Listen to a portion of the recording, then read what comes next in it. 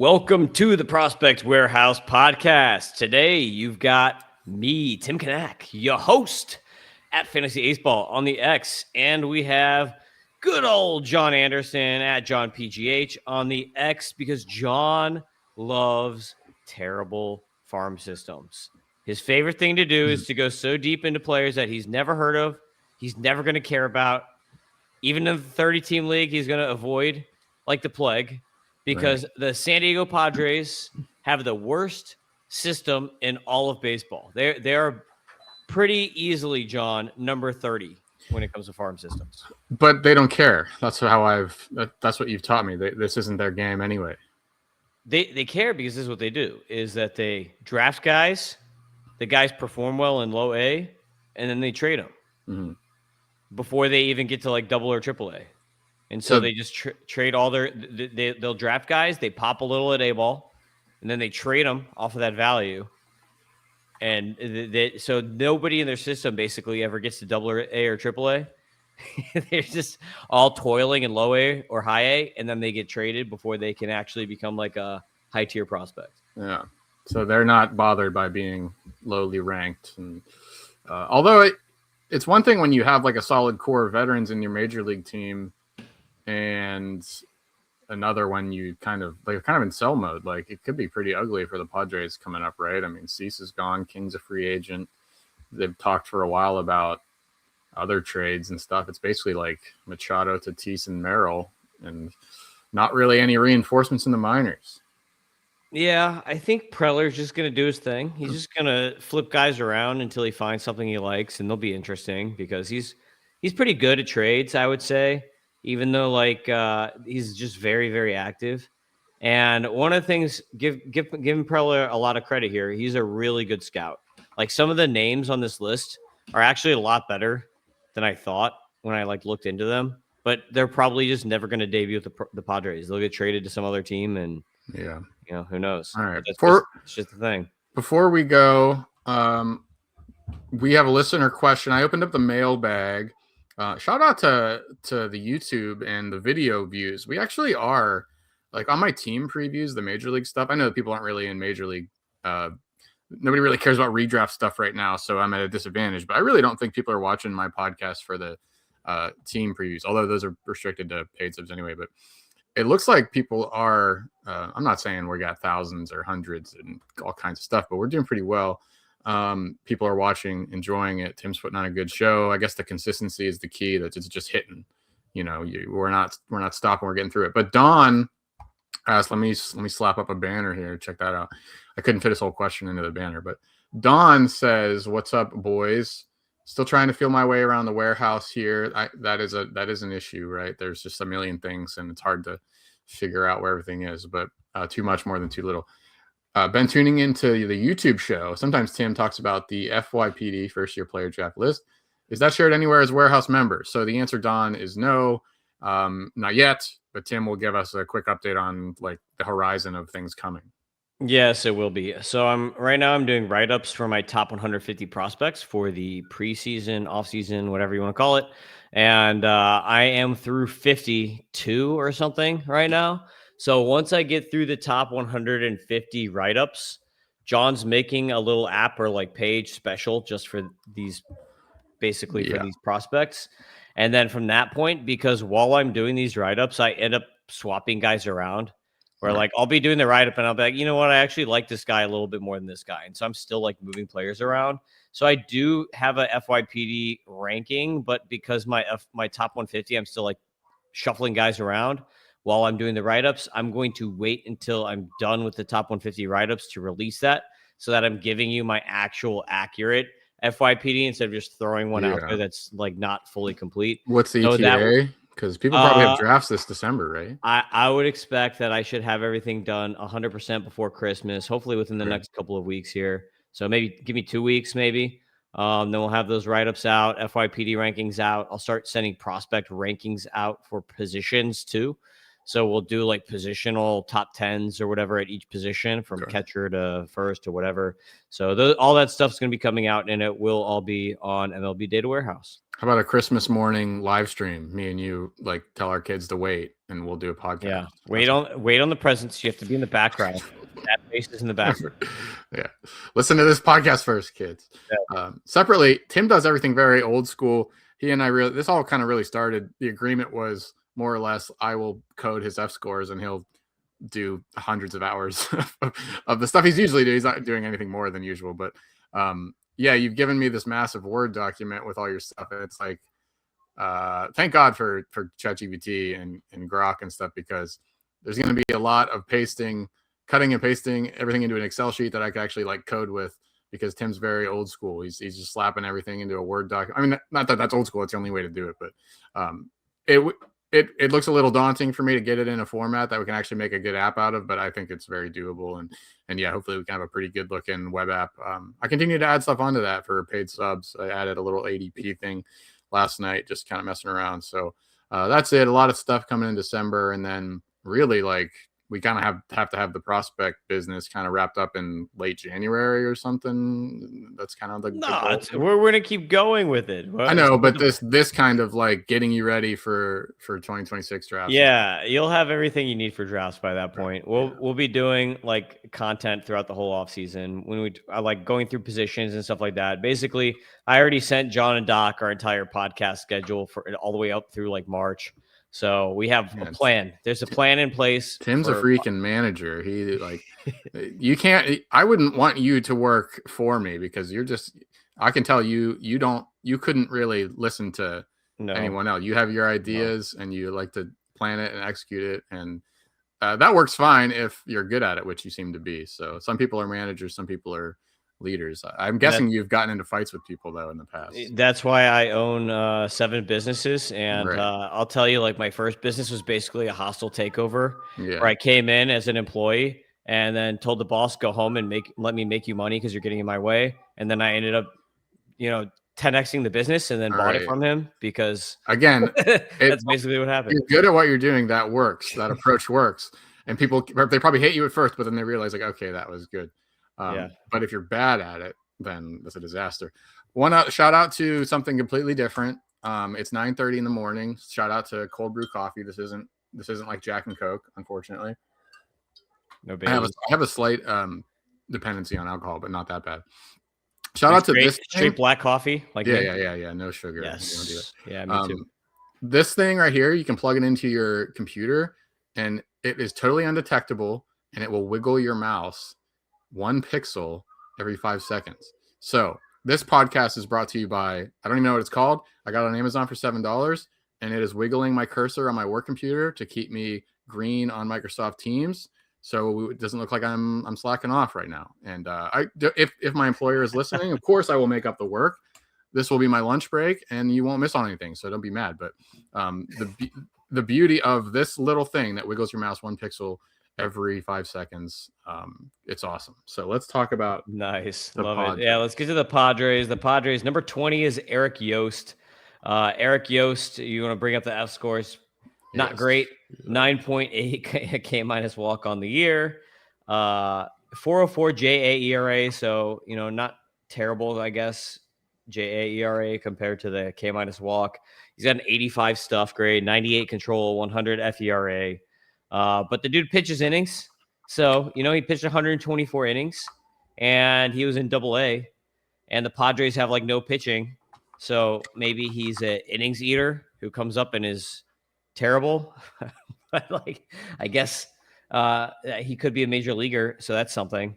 But he throws a fastball in the low 90s, and he's got a sweeper, a curve, a changeup. So kind of a standard-ish arsenal for nowadays, I guess. But swinging strike rates are 10.5, so nothing crazy. Definitely below average pitcher here, but at least he throws innings. My question would be, is this Ned Yost's son? There's a lot of Yost. There's a Jordan Yost now too that we talked about last pod with the Tigers. Doesn't look like it. What's this guy? Not related. If he was related, you would be way more intrigued. Yeah, well, Yost, that's weird. Yost is not a familiar name, so you're kind of surprised. Okay, that's all right. Number 19, because this system ain't great. We've got Jhoan de la Cruz. Jhoan of the Cross. Yeah, Remember? Jhoan, JH, like Jhoan. Yeah, DSL guy, hit 259, 477 OBP though, John. 360 slug.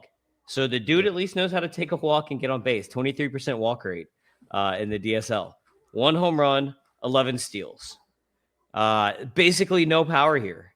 3.3 home run to fly ball rate and 101 ISO. And that's in the DSL where like they're in the mountains and the ball should be flying. So this guy is a guy who can walk and he can steal bags. So if you pull up his F score, he won't have F scores. He's a DSL. But yeah, basically he can walk and he can steal bags. And this is the Padres system. So Jhoan de la Cruz is here. I wonder what teams think about low like walk rates in the low levels. I wonder if they even care or if they're like impressed or anything. I mean, it's better than having a guy who strikes out 30% of the time with a 20% swing strike. It would just be so easy to walk a lot. Like if you just don't swing, it's just something you could do. So yeah, I mean, maybe that's what he does. He just doesn't swing, and then he just tries to steal bags, get on base and steal bags. The most impressive are the guys that also like hit a ton of homers while taking a bunch of walks or something. That's not him. So let's keep going. This guy, Rosman Verdugo. This guy's kind of interesting. The first UTIL I've seen, he doesn't have a position. Yeah, he plays second, third, shortstop. Rosman Verdugo, 20 years old last year at high A the whole season. So pull him up. I want to see what his H to level WRC. Right. Speaking of Christmas. Speaking of Christmas, man, this is the first one I would like you to sing my praises here. I know you've used them on the last couple of shows, but I haven't been on, so go ahead. Yes, so Rosman Verdugo, we pulled up his page. If you look across the F scores, you might be like, meh, 104 power, 96 hit, 97 discipline, 95 speed. But when you see that he's spent as a 20-year-old the whole season at high A, the average high A player is like 22 and a half years old or something like that.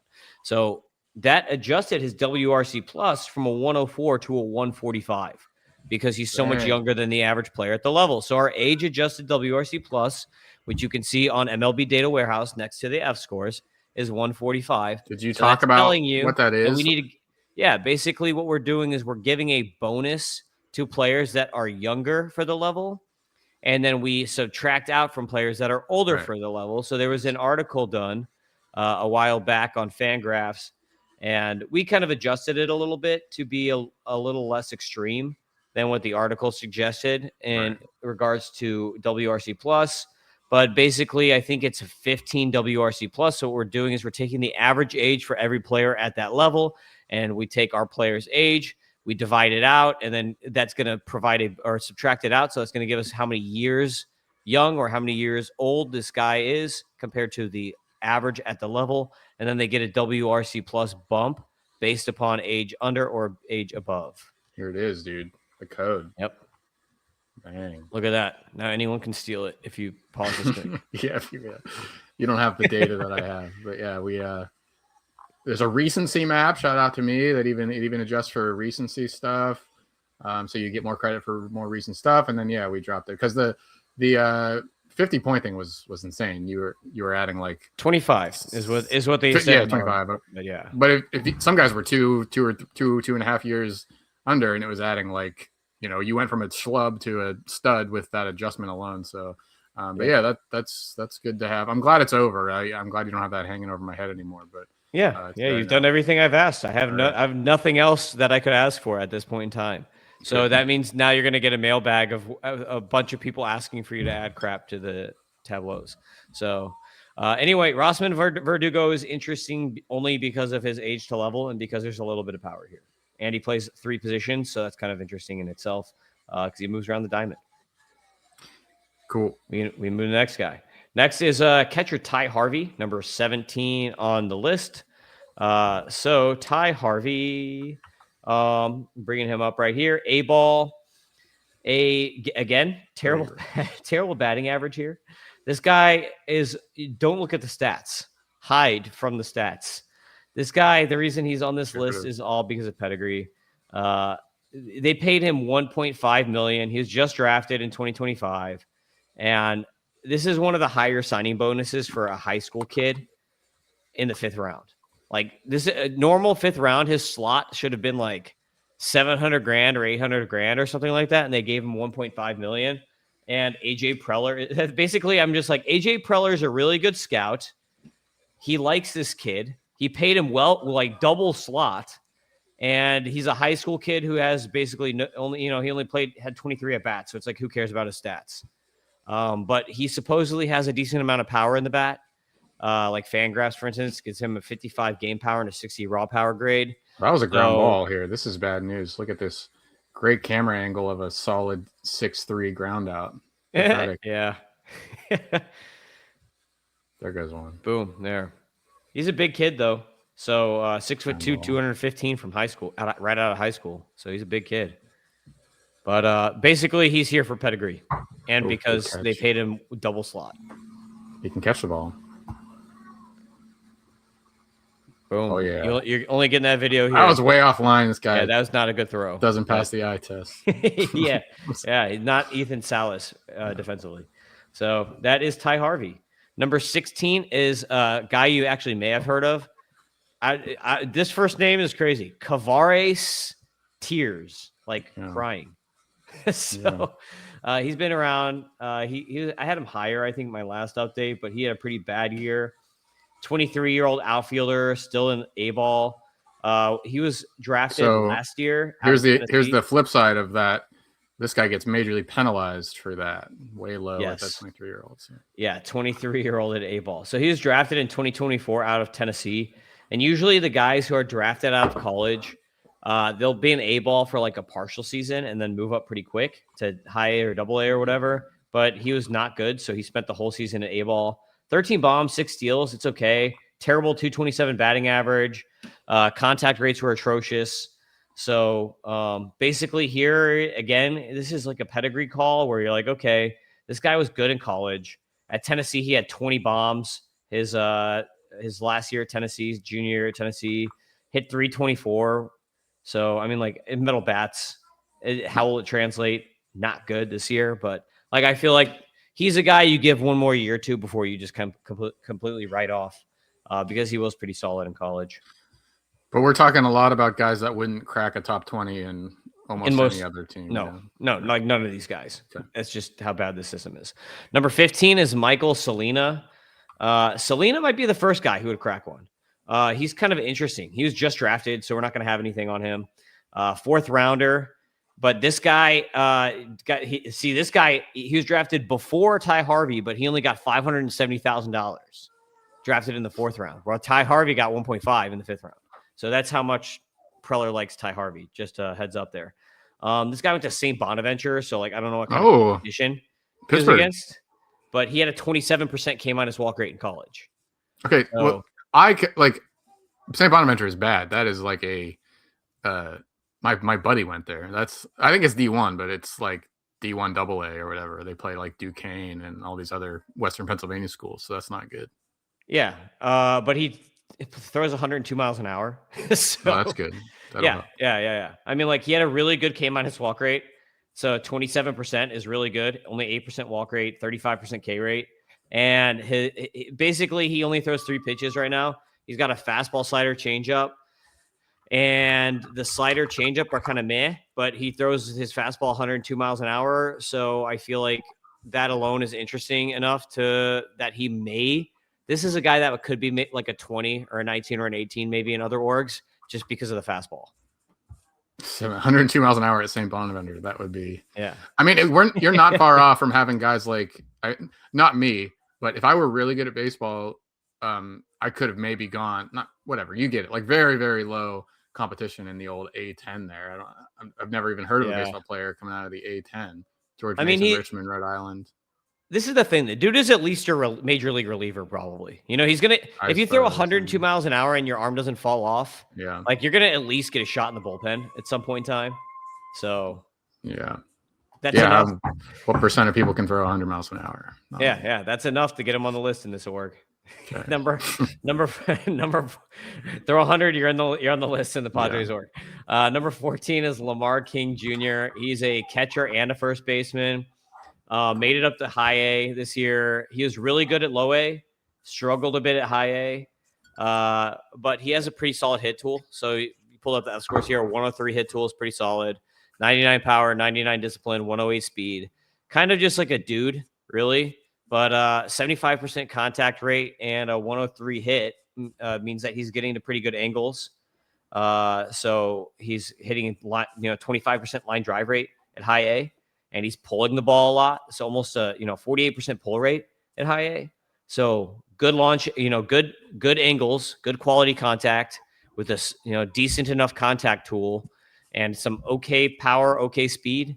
Kind of makes him interesting. He's a catcher. If he's doing these things as a catcher, it makes him kind of interesting. If he's doing these things as a first baseman with a 99 power, then he's not interesting. So this is almost like where's he going to end up is whether or not he's going to be pretty interesting for fantasy.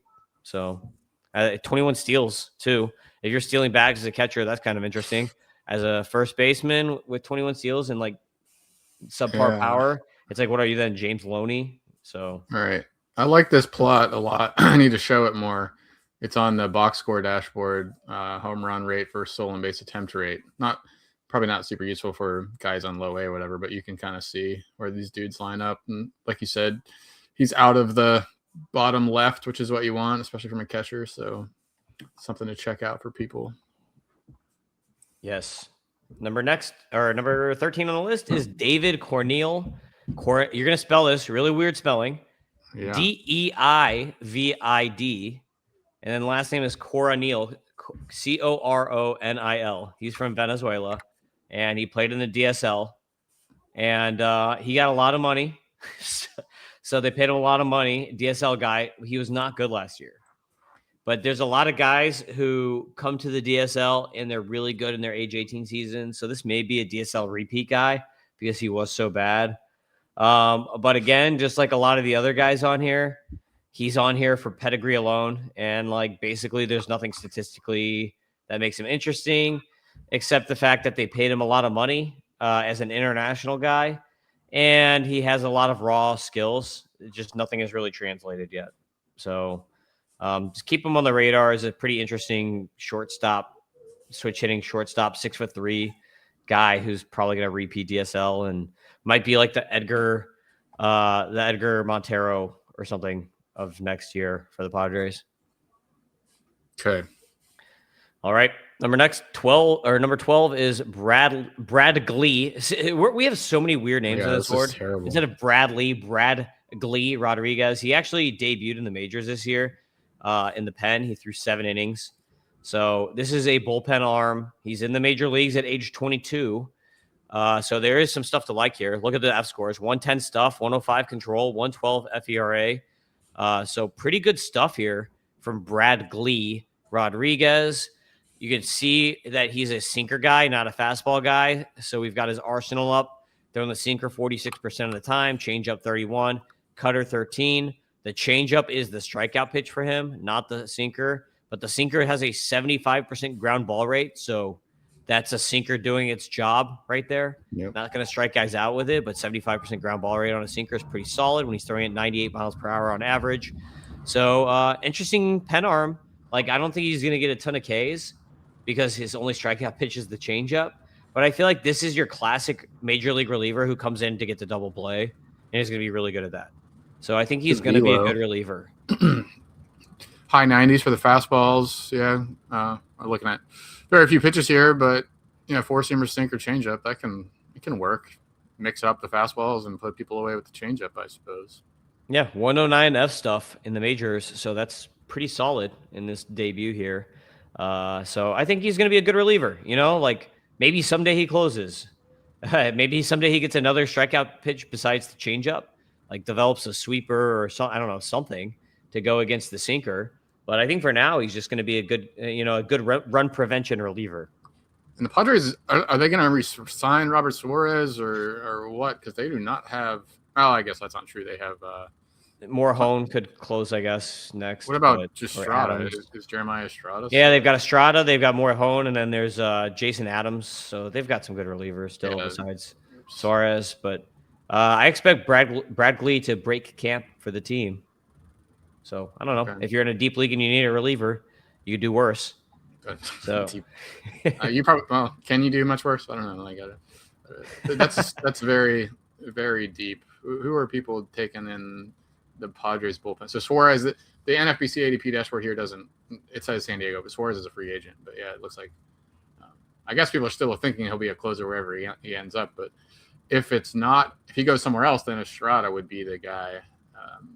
A nice ADP right now. You can take some shots on him, but maybe the Padres have eyes set on re-signing Suarez. Although I don't know, what would you really, if you're the Padres right now, do you really spend money on the bullpen with all these other? No. You're trying to. If you're talking about you need money so bad that you have to trade Fernando Tatis Jr., then you don't waste money on a bullpen piece. Yeah. They need starters. Like use that money for a starter and just let Estrada close. Is what I would do. So yeah, that's a screaming value then in NFBC right now. Estrada at 350. Yeah. Cool. Yeah, for sure. Next on the list, number 11 is another like really deep cut. It's a guy in A-ball, shortstop Jorge Quintana. He was an 18-year-old switch hitting shortstop, 6'2", 183 pounds. So really nice, big build. This is like your classic AJ Preller guy. Draft for tools. Let's see if you can develop it. If they pop a little, then you trade them to someone who can develop them better. That's basically what they do. He was okay last year in the minors. 243, 330. Yeah, 243, 339, 363. But he was 18 in A-ball. So, like take that with a grain of salt. He started in complex, but he had 26 steals, 4 bombs, 97 hit tool, 129 speed. So he's a big dude. He was actually not successful, though. You could see he's very aggressive on the base paths, 39% attempt rate, but only 64% success rate. So this doesn't include A-ball. That's only A-ball, not complex. Right. But 141 age adjusted WRC plus here because he was young for the level. But you gotta love this frame at 6'2", 183 pounds as a switch hitting shortstop. Like he's a big switch hitting shortstop, and I feel like they're just trying to replicate like the DeVries. Like they're really good at getting international guys. So there's another Venezuelan guy too. So Venezuelan shortstop has good projectable power and good projectable speed. And it'll just be interesting to see if the hit tool can develop around those things. So, because he does have tools. He is like, electric tools wise. You saw home run from him. And that was a Oppo. So, nice power there. About the toughest place to hit a home run, I'd say, like opposite field's deepest part of the park. So, yeah. So he's interesting, Jorge Quintana. Like if you're getting him now, he's probably owned in like 0 to 1% of leagues, even like deep leagues. But like, it's an interesting player to get that you can probably get in almost any league. Bro, we're doing the 30 team startup MLB DW Dynasty draft is going to start in like over less than a month, and man, that is going to be something that's going to rock. Yeah, this will be like your 20th prospect on your team or something. It's a nice guy to speculate on. We're going to be starting. I mean, we're going to start as many people as the major freaking leagues do in a fantasy league. I've never even. I don't know. I thought this was for total weirdo sickos, but I'm like excited about it, but I'm also thinking there's no way it's going to go well for me. It will expand your horizons. You'll literally have to know like every player and you'll be like me. You have to know every guy in every system. Number 10 is Romeo Sanabria, first baseman with the Padres, played last year in AA, so this year AAA. These first base types, he's at the point in his career where it's like, is he going to become a major league guy or is he going to be a quadruple A guy, right? Because it's like a first base hitter who doesn't have a ton of power, 6'3", 200 pounds though, so nice frame. And he's going into age 24 season in AAA. So this is like, I don't know, a Juan Yepes type part of his career. Like, is he going to make it? Is he going to be hanging on? Is he going to like, how much playing time is he going to get? But he could be in the majors at some point in the next year or two. The comps on the top of Tim's head are all 2019 Cardinals. The one. Yeah. Okay. What's that 32-year-old Nationals guy who popped up out of nowhere then, the first baseman a year ago? Oh, yeah. He had like one good year and then just like disappeared. Right. Who was that? Yeah. There you go. Whatever his name was. Nationals 2023. People like actually thought he was good. It was Joey Meneses. Joey Meneses. Yeah, there you go. This could be your That's Joey a good one. Meneses. All right, you made up for it. All right. So F scores, he's like across the board average. 99 power, 103 hit, 98 discipline, 86 speed for a first baseman is kind of standard. So he's kind of just a guy that might actually play and get you stats.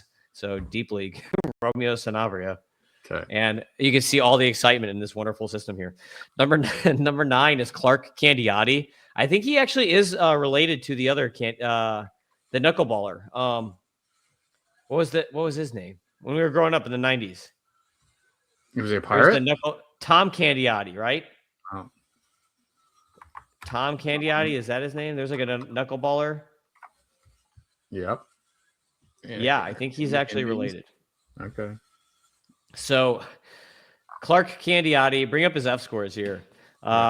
He pitched this year in high A as a 24-year-old, 48 innings only, but he had a 15.1 K minus walk and a 3.45 JA ERA, 110 stuff, 92 control, 98 FERA. His ass. Yeah. Control is terrible. I think he's probably going to be a major league reliever. I think the stuff is good enough that he could be a major league reliever. But that's where we're at. It's just like sounds like a situation where his dad made enough money where he can just kind of F off and play minor league baseball for a while and not have to worry about getting his life together. Yeah, maybe. I don't know. He throws a mid-90s fastball, so it's like an okay fastball. His biggest pitch is his gyro slider. So we don't have the pitch level data because he hasn't pitched in A-ball, Florida State League, or AAA. He's 25, dude. Yeah, but he's got a good slider and a fastball. And he throws mid-90s. So like I said, I think he's a major league reliever. Clark Candiotti. Nope. I decline that. This guy will not be a major league reliever. You think the control is that bad? What we need to start to do is write down predictions and just like populate this long because will they make the majors? Because we can't say anything here. Like if you and I have a real which I can't really disagree with because I don't know. I heard this guy 45 seconds ago and he started talking about him, but I would like to then be able to say Tim thought this guy could be a major league reliever and I said no. Let's check back in 3 years and see who was right. We can. This is ChatGPT. Everything we're saying can be ChatGPT'd or Grokked or whatever into a dialogue, and then you can come back and scan it later. Yeah. So next on the list is outfielder Ryan Wideman. He was a 3rd-round pick this last year out of Western Kentucky. 6'5", 204 pounds. So we got a nice big boy outfielder here, and he was fed well because he's out of freaking Kentucky. So yeah. So Ryan Wideman didn't do too much because he was just drafted, but he did debut in A-ball, and he stole 11 bags. Interestingly, so we've got a huge dude, 6'5", 204, but the dude can run. So 11 bags, 1 caught stealing in 26 games. That's kind of interesting. The problem is his angles are terrible. So he had a 66% ground ball rate. You like that? No, no, that's bad. Yeah. But this is the weird thing is that he does have a lot of projectable power. So when he was drafted, baseball, I think it was Baseball America, gave him like a 55 on the power tool. So there is actually some power here. Like you would think from being a big dude. And he's notched exit velocities of up to 110. So he's had like 110 exit velocities before. But if he's fast, right? Obviously fast, and he can hit the ball far, nice. I like these things. And in college, last year in Western Kentucky, he hit 398, 466, 652. Crazy slash line with 10 bombs and 45 steals. So this is just another spec guy. Like this is just like all these Padres guys are like, it's like investing in small cap stocks. You're investing in dollar stocks. Yeah. All these guys are just dollar stocks. Try to maybe one of them turns it. Someday one of them might turn into an Nvidia. Maybe you'll get lucky. That's the hope. But better to sell them before they take a little bit of profit, I guess. That's the other thing about dynasty stuff. Like that's what Color does. I talked to Doc and Matt Morris. No, yeah. What Matt is his name? Yeah, Matt. Good guy. I did their Dynasty Dingers podcast last year, I think. And it was like, yeah, because I was talking like, well, what's the point of even talking about this guy that will probably never make the majors? And they made the correct point that like playing Dynasty League isn't, if you have a guy, it's not all about getting major league stats from him. It's about getting a good return for him when the value peaks. I mean, it's like, it is like similar to investing in the real world, I guess. You don't actually have to ever realize the major league stats. You can just use it to sell for something else or whatever. Just kind of use them all as trade chips. So that's Yeah, good. here's a good one for you. I'm looking at my Robinhood right now. I bought 1,000 shares of Rocket Labs at like $2.18. Yeah. And today it's $46.53 a share. Oh. That was like a few years ago. So you get rid of it, or you? No, I kept it. I never sell stocks. I just buy and hold. But yeah, Rocket Labs, baby. Ryan Wideman is your Rocket Labs. Okay, I would, man. I'd be thinking about selling that bad boy. You made 50, what is that, like a 20 to 1? You said 2 to 4. I don't know if I've sold Micron is like the only stock I think I've ever sold. I just buy and hold everything. Here's another example. I have Nvidia at an average cost of like $12. Yeah, it's like $180, and I have over 1,000 shares of Nvidia. wow. So my Nvidia is worth well over $100,000. I'm not gonna sell it. I'm just hold it. Well, yeah, you wouldn't sell Nvidia right now with that. Yeah. Well, also he was just on Joe Rogan yesterday, so the stock is up like 1% just because he was on Joe Rogan, probably. So that is the entire U.S. economy depends on this AI thing, which nobody even understands or has any idea where it'll go. It all depends on Nancy Pelosi because everybody's just copying her profile now. Right. What's it called? The Magnificent Seven or something? There's 7 AI stocks that are basically holding everything out. It's not like it's anything new. Ever since the 90s, the whole economy has been based on tech speculation. Yeah, before it was Google, Facebook, whatever, Apple, Microsoft, whatever. Pets.com. Whatever Jim Cramer called it. Yeah. Just do. I think opposite Cramer is better than the Pelosi stock. Just do the opposite of whatever Jim Cramer says. You'll be all right. Oh, the Pelosi. Rest in peace, the Pelosi stock tracker. She is not running again, right? So we won't get that big. Nope. Now you've got to do the what's the one eye guy? The guy with the one eye. That guy kills. Yeah, Crenshaw. The Crenshaw stock tracker. Yep. Yeah. Next on the list here, I give you some. I guess we should say this is not an investing podcast. Do not take our sue John if you buy Rocket Labs now and you add it to the list of disclaimers. We are anti-Nazi. We do not like Adolf Hitler. Shootings. We're anti-school shootings. Right, school shootings are bad. Hitler's bad. The Adolfo guy from whatever team, we like him. Adolfo, he can stick. But yes, and then yes, we are not. Please do not invest based on our number 7 is Humberto. Continuing with the weird names. Humberto, isn't that the guy from Lolita? Isn't that the weird? Is that a movie? From Lolita? Isn't his name Humberto? What's Lolita? Oh God! Don't go down that Epstein rabbit hole. Okay, sorry. Someone will get that. Humberto Cruz, number 7 guy here, pitched at A ball, and we're not calling Humberto Cruz a pedophile. Sorry, Humberto. Do not sue us. Humberto Cruz, 38 innings at A ball in Complex League this last year, 10.5 K- walk rate. Like nothing really sexy in the stats here, but he's got a 100 stuff, 106 control. And again, pedigree, dollar stocks here with the Padres is basically the whole thing. But Humberto Cruz throws about 100 miles an hour. So he throws he's usually around like 96, 97, but he can reach 100. And he has a slider and changeup. Slider is his big pitch. But he's a stuff guy. So he's known for his pitches, not for his pitching. He's still developing, but like he's got good stuff basically. So be on the lookout for this guy as a potential pop guy because the stuff is good. He just hasn't really translated it yet at this point in time. You got me curious just to look back. This is the 2021 Padres, and I guess this exemplifies your point. In 2021, the top Padres prospects, I guess one of them stuck around, Campusano, but Gore, Abrams, Hassel, all 3 of them ended up with the Nationals in that Soto trade, right? Weathers, yep. Marcon.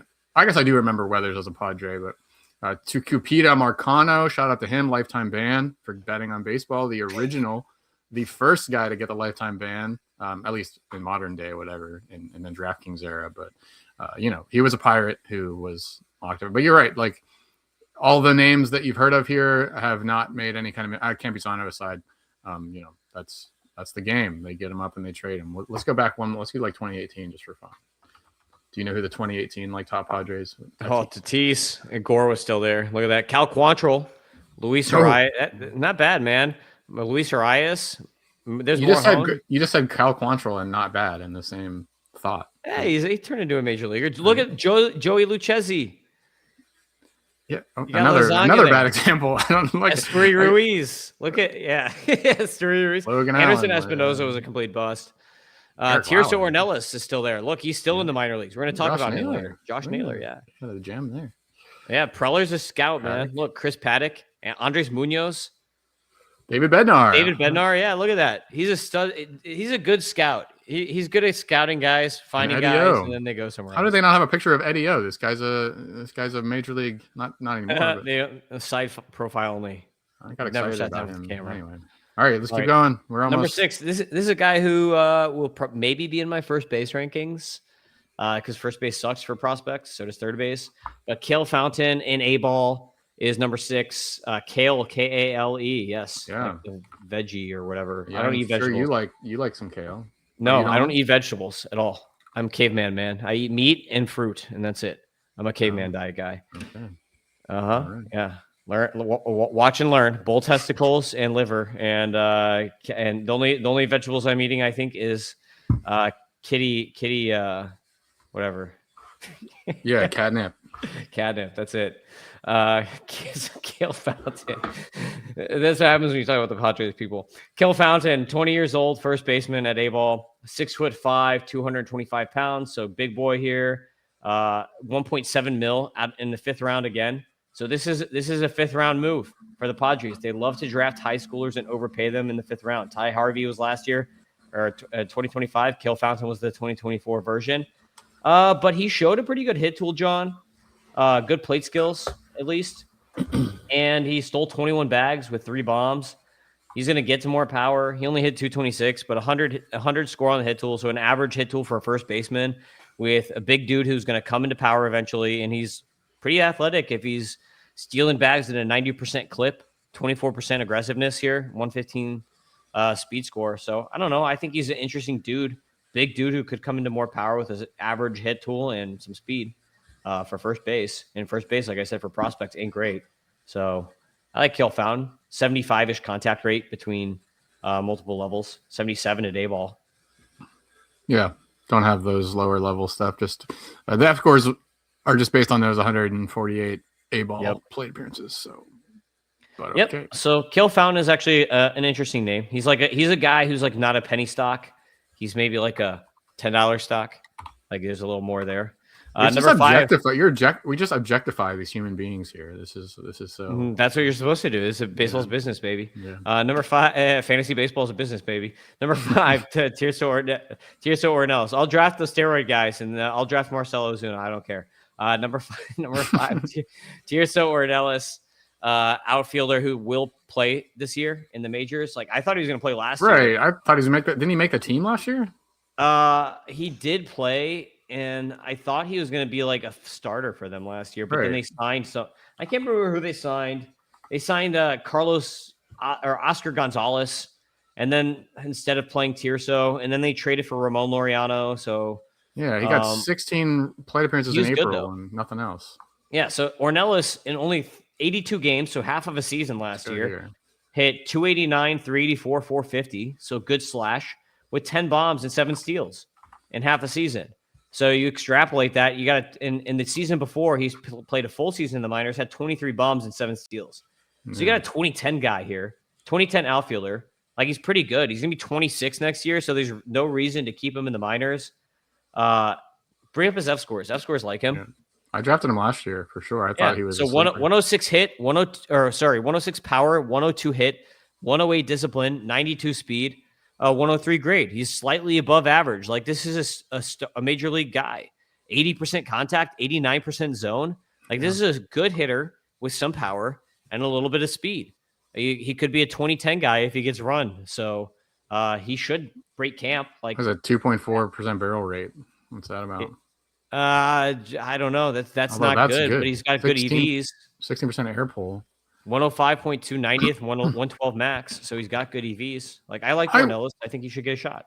I will say that my barrel rates are not from MLB because the minor league play-by-play data doesn't classify that. They don't tell you if it was a barrel or not. So I made a little like simple regression model that guesses at it. So my minor league barrel rates never match other sources. And I don't know, seeing this makes me wonder if it's not like totally jacked in some instances, because you're right, like not bad EV at all and a high air pull rate. Not a huge problem in ground ball rate yet, a 2.4 barrel rate. So I guess I'd ignore that and trust this stuff more than that. He's solid. He's not going to be a star. It's like buying Pepsi. So here we'll objectify him a little more. This is your dividend stock, Tirso Ornelas. But this is your Rio Tinto. It's a 10% dividend, Rio Tinto. Tirso Ornelas. Guaranteed to start next year, more or less. Who's in the outfield? Like, did they lose? I mean, what's the Padres? Let's look this. They're going to trade Tatis. He's going to take his. No, they're not. They have to sell some tickets. Rumors. He's in there at DH right now. Yeah, boom. Laureano, I guess he still plays. So certainly against lefties, Laureano will be in there every day.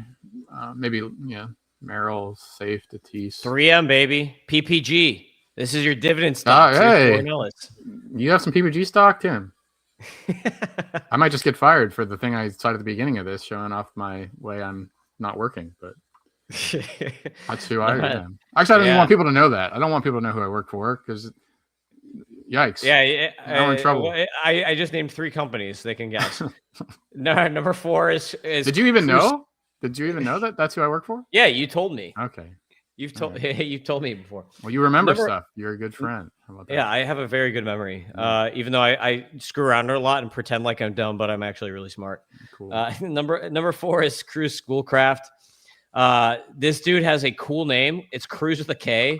Schoolcraft. That is a cool name. You should put him up on YouTube, John, because he was their first round pick. He's like basically the lefty version of Jacob Misiorowski. Okay. 6'8", 229 pounds, ridiculous extension. He was drafted out of high school, throws 100 from the left side, and has a big time slider too. I think the big concern with Schoolcraft is going to be the command, because these big guys like usually have like crazy iffy command. So I guess like a really good comp for him would be Noah Schultz, because Noah Schultz is also a giant lefty who throws fastball, slider, changeup, so very similar repertoire. So I think that would be a good comp for him. Like, everyone's going to comp those guys to Randy Johnson because he's a freak of nature. Right. You don't see too many. Like, blow up a bird first, then we'll call you Randy. Right. You don't see too many big lefties like having success in the majors, but the ones you do are like extremely good, right? I mean, Sale comes to mind. Obviously, Randy Johnson, Cole Raggins now, and then Nick Lodolo. Not quite a dominant pitcher, but tall lefty. So. Yeah, you definitely have a big advantage if you can command the ball. You don't need nearly as much stuff when you have that kind of release point and that kind of height that people haven't seen very often. I would say in the system for fantasy, he has the highest ceiling. So even though there's 3 guys I have ranked ahead of him, he has the highest ceiling, but he's a high school pitcher. So the odds of him getting Tommy John before he debuts is probably like 40% or something like that. Not to, knock on wood so that I don't jinx him, but just be careful with high school pitchers. So number 3 is a guy who's much closer to the majors, Miguel Mendez. You can pull up F scores on him because he's pretty close. I mean, pretty sure he was AA last year. Let me pull that up real quick. He might actually start this year because the Padres have no starters. They have like nobody in their rotation, but he had an 18.2 K- walk rate last year. Swing strike rate 17.6. So that's amazing. Swing strike rate. A 309 JAERA. F scores love him. 109 stuff. 106 control. 106 FERA. So Miguel Mendez is actually very under the radar. Like, a lot of people don't even know who this guy is. And he's above average across like all F scores. So like, I've never heard anybody else in prospect circles talk about him. Like, I've not heard Baseball America talk about him. I've never heard like Cross and Clegg talk about him. But this dude's super interesting, and he's really close to the majors, and it's not like his stuff sucks. He has a fastball that he throws in the high 90s and can touch 100. So, like, it's not like his stuff sucks. He's got a really nasty slider that's a gyro slider. It's just like sinking gyro slider, basically. He's got a changeup too, but basically he's big time fastball slider guy. But I really like Miguel Mendez as a under the radar. This is like a sneaky, this is like your sneaky under the radar guy. Like this is probably John. We'll do some like sleepers or whatever. Like I'll do you'll do your major league sleepers. I'll do minor league sleepers. This is going to be a minor league sleeper, Miguel Mendez with the Padres. Okay, I like it. Yep. Really safe bet in my mind. If he hits, we can claim him. We need some of these guys that you were on that other guys weren't, and that hit, and then we can say, hey, we had this guy and they didn't. Yeah, Dylan Beavers is number one, man. Dylan Beavers is like my freaking guy. So number 2, Ethan Salas. So Ethan Salas, you already mentioned at the beginning of the pod. He's been around forever. He got hurt last year, so he didn't play. People already have prospect fatigue on Ethan Salas. I swear he was getting drafted in redraft leagues 2 years ago. That's because he was 17 years old playing in AA. Like what? Unless you're Juan Soto, you're not playing AA as a 17-year-old. He went right from like SpongeBob to pro baseball. Even Leodalis DeVries and Sebastian Walcott, who are like the newest guys in this age to level category. You see, look at that age adjusted WRC plus 170. So he was 19 last year, and everybody already has prospect fatigue on him. He only played in 10 games last year. He got hurt, so like his stats last year don't matter. But he has really good plate skills. So he walks. He doesn't strike out a lot. So really good plate skills. Hit tool is probably like average for a catcher. You see a 100 hit tool. I kind of agree with that. And I think that he could get into plus power eventually. 6'1", 185 pounds. Like I think there's more power in the tank. His BPs, if you ever watch some of his BPs, are pretty good. He's got good contact rates. So like I think once he develops, he's going to be really good. There's just major prospect fatigue because he's been around for a long time. And the funny thing is, like most catchers usually I feel like debut at like age 24, 25. He might debut at 21 or 22, and everyone is going to be sick and tired of him at that point because that's still like another 2 years. He's been picked once this year in early drafts. People aren't buying it. Yeah. The other thing is he's like a potential gold glover behind the plate. So like he's always been known for being like a ridiculously good defensive catcher. Like when he was like 16, everyone was talking about how amazing he is defensively. So that means he's going to play a lot because even like who's that guy with the Guardians who is like the worst hitter of all time? Hedges. Yeah, Austin Hedges. Austin Hedges still gets deals, and he's like the worst hitter of all time just for his glove. So Ethan Salas is a much better hitter than Austin Hedges, and he'll play. So like this, we'd be betting on his. He'll make a lot of money, but he won't necessarily ever be a fantasy baseball great player. Yep, exactly. Like he might be good. He'll be drafted in your NFBC leagues because you have 2 catchers. Like no matter what, just because he's going to play. But he's not this year, though. People don't want his injury last year was his back, and Preller has come out and said he's 100% now. So he'll be 100% for next year. Probably play the whole year at AA. Would be my guess. Okay. So you don't think that's number 2? You don't think he'll be the major league catcher this year? No. I think they're going to probably bring somebody in. They'll have to bring somebody in. That's the problem, man. You start talking about, like, I almost feel bad for the guy that he was getting talked about at 17 years old. Like, it to me, if you asked me before this, you'd be like Ethan Salas. I'd be like, well, people thought he was good, and then now he's a bust. But like, no, he's just been so freaking young that I don't know. Just look at the age adjusted WRC plus. That's why we have that now. So now you can look at a guy and be like, oh, he's just really freaking young for where. But he could hit 100, do nothing, and still have a decent number there, just because he gets the automatic. He's like, so young. 30, 40. Yeah. What? Just for kicks, what is his brother? Bring up Andrew Salas. He played this year at 17.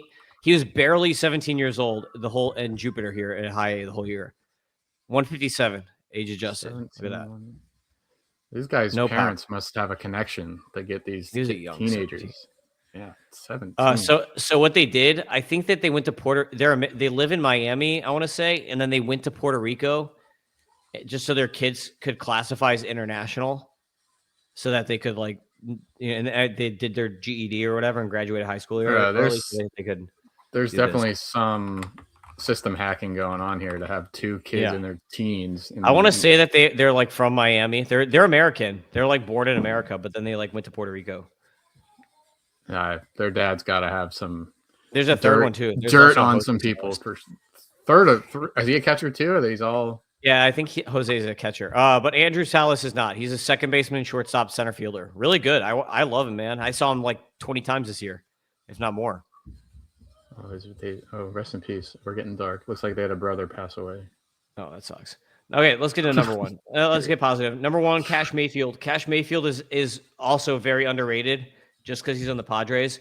His name is Kash with a K, so cool name.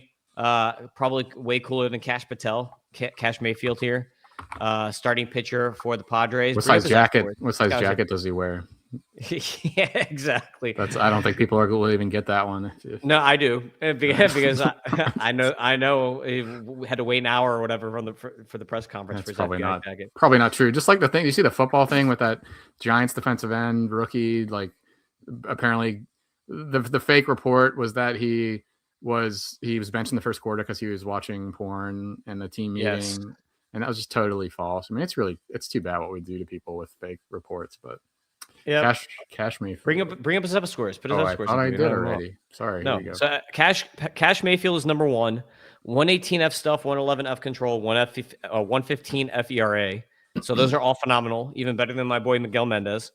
237 JA ERA, and he was their first rounder last year before Cruz. So the 2024 year, he was their first rounder.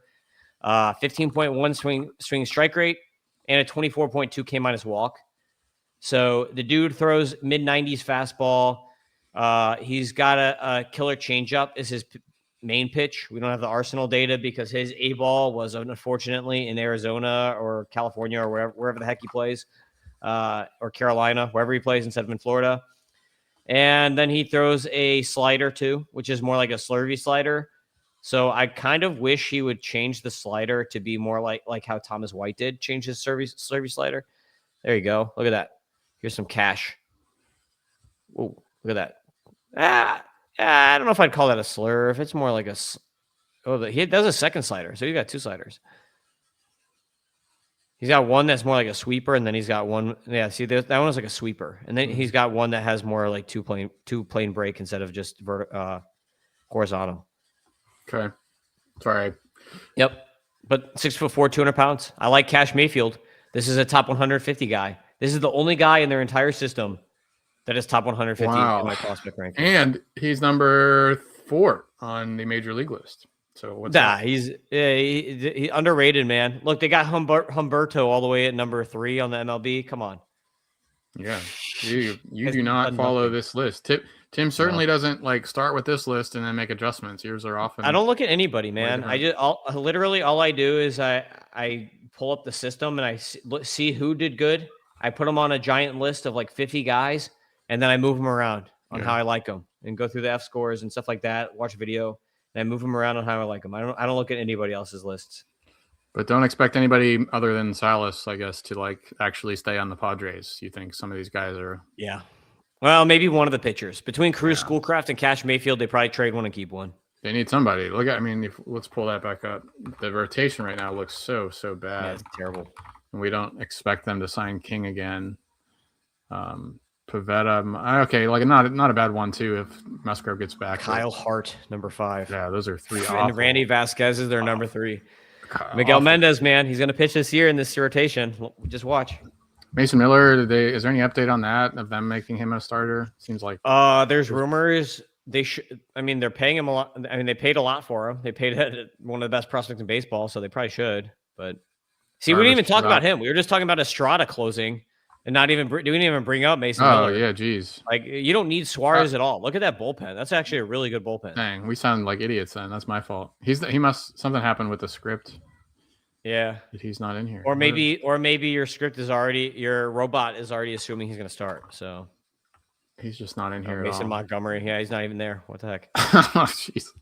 All right. Well, it's a work in progress here. So. All right. So that's the end of the podcast. That's the Padres. You've got a few interesting guys, and then a bunch of $1 penny stocks. So have fun with that. Hopefully If you listen to this, you get a few penny guys and you can bet on in super deep leagues. So that's the Padres system, worse than baseball. You got John at John PGH. You got me at Fantasy Ace Ball. Give us a follow. Subscribe to the podcast. Subscribe to the YouTube. And even better, please review the podcast. It would be awesome if you can do reviews. That'd be super cool if you want to review. I'd rather them become paid subscribers of MLBDataWarehouse.com. Oh, so I didn't get there yet. That's okay. number one, man. All right. That's intuitive, because if they don't, then they're not going to get all the tools that we just talked about. And someone in their league will, and then they're going to beat their ass. It's going to be a good old-fashioned Kentucky farm, just like some of these guys, beat down. A Ryan Wideman, West Kentucky farm, beat down if you don't get it, because someone else in your league will. So make sure you keep up, subscribe to MLB Data Warehouse. Got anything else, John? That's it. It's December. It's team previews roll on, a lot of different stuff. So we're really pumping out the content. But ways to go. Thanks again to Tim. And I'll wrap it. I'll send us out. How about that, everybody? Thanks for being here. We'll talk to you next time. Peace out.